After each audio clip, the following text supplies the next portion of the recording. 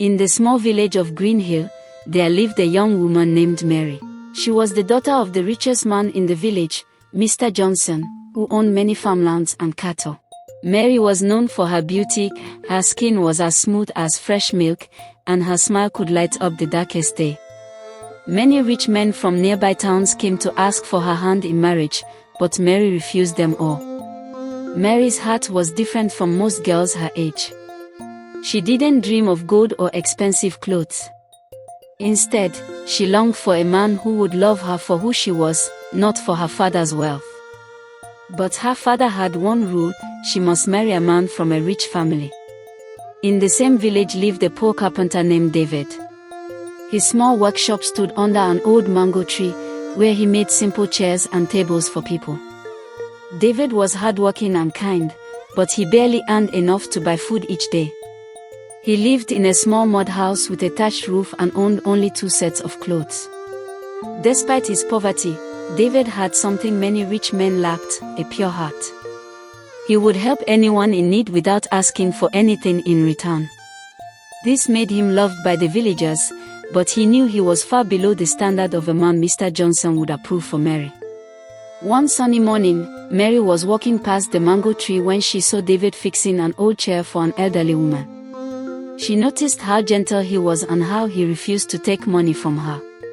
Mary's heart felt warm; she had never seen such kindness. David looked up and saw Mary watching him. Their eyes met, and for a moment, the world felt silent. David quickly looked away, shy and unsure if she even knew his name. But Mary walked on with a smile, thinking about the humble carpenter she had just met. Days turned into weeks, and Mary found herself passing by David's workshop more often. Sometimes she would stop to talk to him, asking about his work and life. David was surprised that the richest man's daughter wanted to speak with him at all. Soon, they began meeting secretly by the river in the evenings. They would talk for hours, sharing dreams and laughter. David told her he wished to open a big furniture shop one day, and Mary encouraged him, saying, "Dreams do come true if we don't give up." One evening, Mr. Johnson saw his daughter walking home from the river with David. His face turned red with anger. "Mary, what are you doing with that poor carpenter?" he shouted. Mary tried to explain, but her father refused to listen. "You will not shame this family," Mr. Johnson said firmly. "I have chosen a wealthy merchant from the city for you to marry. Forget this nonsense." Mary's heart broke into pieces. That night, she cried herself to sleep.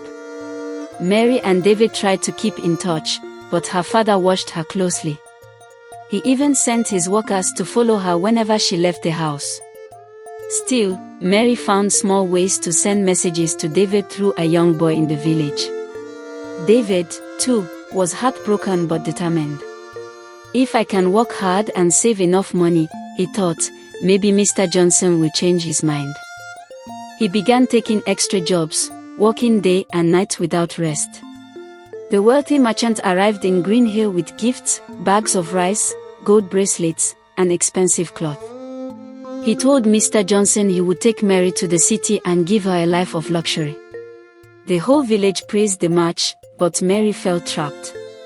When the merchant proposed, Mary looked him in the eye and said, "I am sorry, but my heart belongs to another." The merchant was insulted and left angrily, while Mr. Johnson was humiliated before the village elders. Seeing the trouble Mary was facing, David decided to leave the village so she could be free from her father's anger. He left a note saying, "I love you too much to cause you more pain. Goodbye." Mary found the note and wept bitterly. But just before he could leave, a terrible storm hit the village, destroying several houses, including Mr. Johnson's. The rich man lost many of his cattle, and suddenly, the family was no longer as wealthy as before. With his wealth gone, Mr. Johnson had no choice but to rely on the help of villagers. To his surprise, the person who came first to help rebuild his house was David. He brought wood from his workshop and worked day and night to fix the damage. Mr. Johnson was humbled. He saw that David, though poor, had the kind of heart money could never buy. For the first time, he truly respected the young carpenter. When the house was complete, Mr. Johnson called David and Mary together.